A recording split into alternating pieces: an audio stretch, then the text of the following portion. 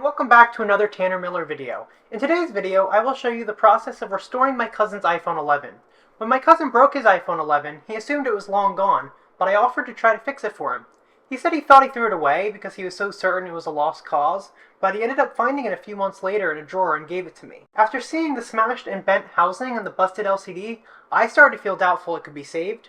However, I was actually able to restore it, and it's back to beautiful working condition, making this perhaps my most impressive restoration yet. Let's get into it. So I did get my cousin's passcode so I could fully test it. I mean, as you can see, the touchscreen works, and the cameras work. Let me show you that. Yeah, so camera 1, camera 2, and the front camera works, even though it is a little blurry, which is obviously because the camera is back here and the screen's lifted up. The only thing that doesn't really work is Face ID, but I'm wondering if the sensors just can't see your face, so we'll have to see. And the volume rockers and mute switch don't work, so that flex cable is probably torn.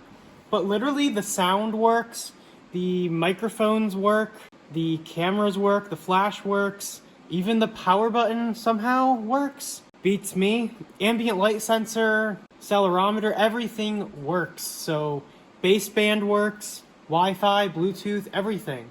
So we might be able to fix this phone. The only thing is I'll have to see if the Face ID is the module itself or just what's going on with the screen. Because if I can't get Face ID to work, I don't know if my cousin's gonna want me to put any money into this. So we're gonna take this apart and see what we can do. I really just can't get over the damage. Like, look how it's literally cracked here. The metal's cracked from how bent this is. And yet the power button still works. Anyways, let's turn this phone off and get to work.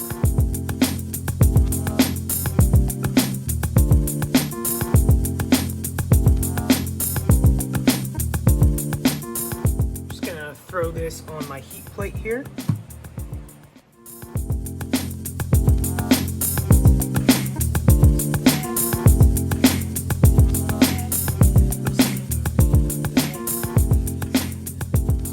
Phone is open, we can get a better idea at why this phone actually still works. It's really a matter of pure luck. The logic board ends here.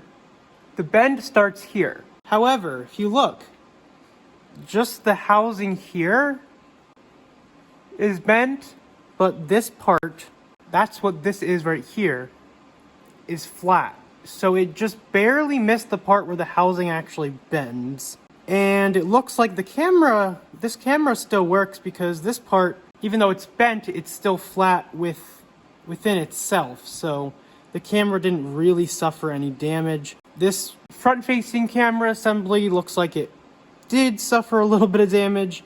We'll have to see if Face ID works.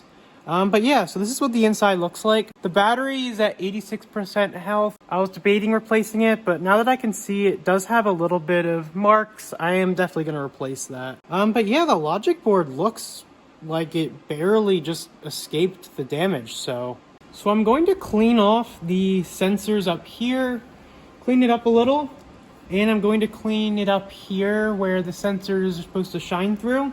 And then I'm going to see if I can sit the screen over this part, even if it's sticking up on this side, just to see if I can get Face ID to start working again.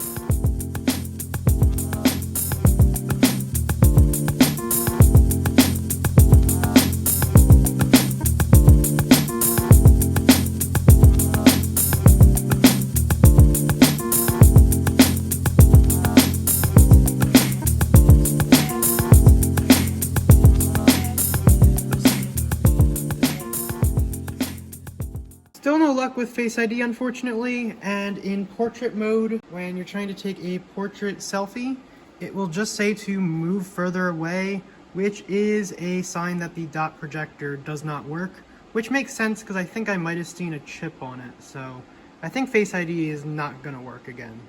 So now that I know our iPhone 11 is recoverable, I bought a locked iPhone 11 to use parts from. As you can see, I took the logic board out, as well as other parts that we didn't need, like the Taptic engine and the back camera. I could have used the original ones, but using the original parts can cause less issues, so I might as well. And here is our display from that locked phone. As you can see, it's got some scratches, but it's definitely in better shape than the old one. And yeah, our housing here is pretty good. Just some few scratches, but the housing looks very good overall. And the battery in the iPhone we're fixing has 86% health. This has 100 and only like 50 charge cycles or something, so we're going to use the battery from the locked phone here. Now that I have all the parts I need, it's time to fully disassemble our smashed iPhone 11.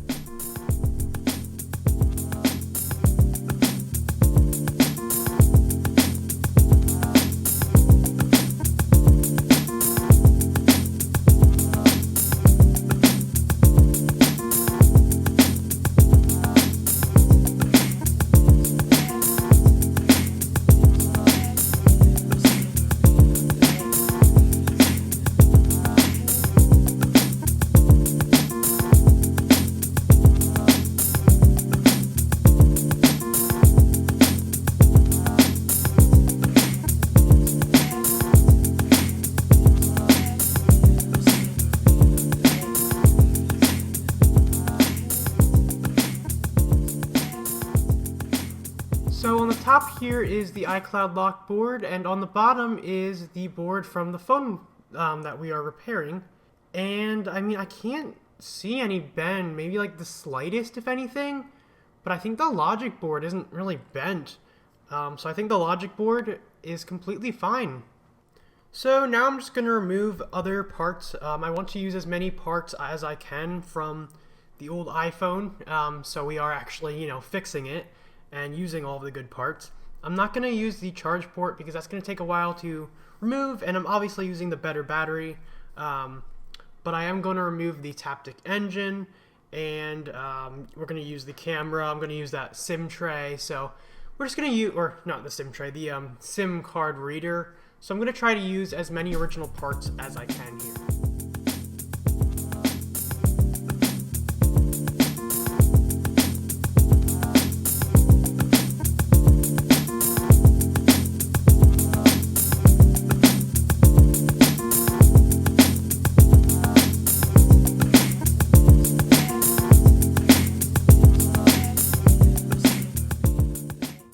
And now the only parts we need to get are the front speaker assembly from the old display. Even though Face ID does not work, so keeping the original front speaker assembly doesn't matter. Usually it would matter because if you swap that out, Face ID doesn't work. But I'm still going to try to use the original parts. And I mean, you never know, maybe I can figure out a way to fix the Face ID one day. So I do want to keep the original parts.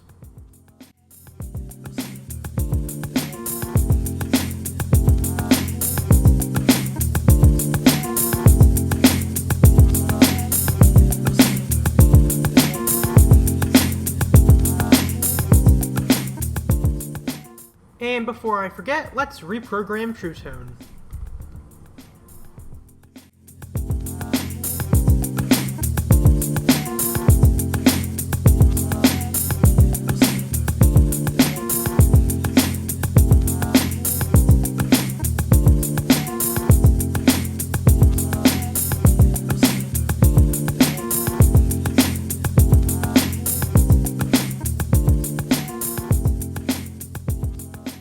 So here we have our replacement housing. Let's get all the parts installed.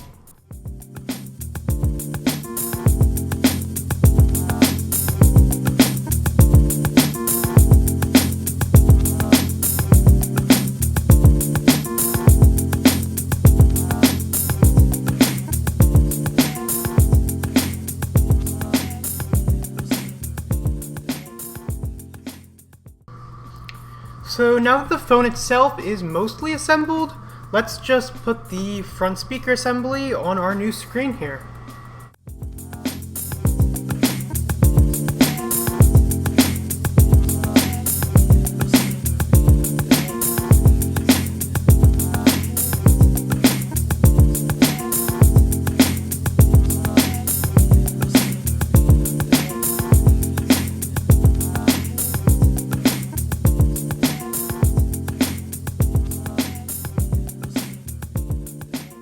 So as you can see here, the phone does turn on. We do have True Tone functionality, so I did pair it right. We of course have these annoying important display message and important battery message, although since I did swap the camera over, we don't have a camera message. Although I think that might have just been with the newer iPhones. But yeah, that is unfortunately just what Apple does now. And one thing that wasn't working before that now works is the volume buttons as well as the mute switch. And now I'll use Phone Doctor to test the functionality of the phone.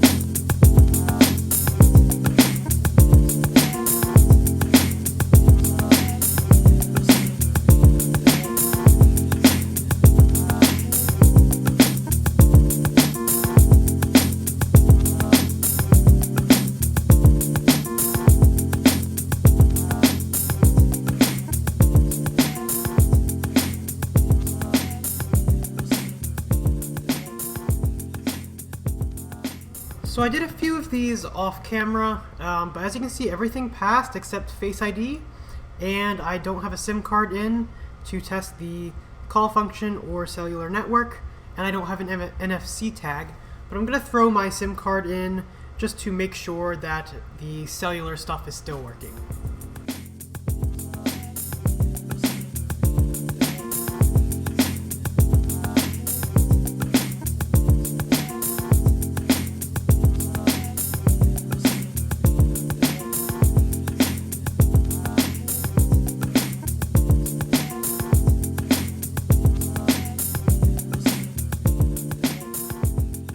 So everything is finally screwed in, so I'm just going to turn it on one more time and test it before I put the screen adhesive down, because once I put it down I would have to get more adhesive if I mess something up, and I only have one adhesive, so I can't mess this up. So during testing I did see that there was a spot on the normal camera, so I replaced the camera unit with the one from the locked phone. Everything's good now, so we just have to put the screen down.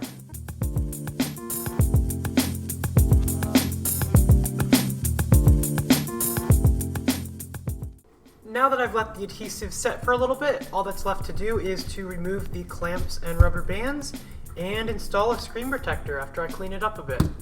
Okay, I totally forgot about the bottom screws. Let me install those.